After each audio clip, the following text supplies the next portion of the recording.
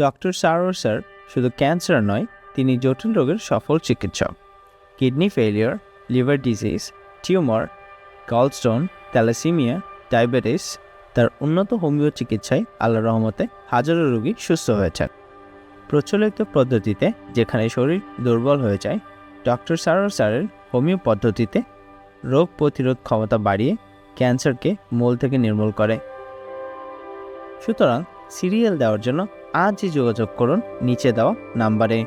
Doctor Sarwar sir রোগী দেখেন শনিবার থেকে সোমবার ঢাকা পল্টন এবং মঙ্গলবার থেকে বৃহস্পতিবার হবিগঞ্জ, সকাল 10টা থেকে সন্ধ্যা 6টা পর্যন্ত।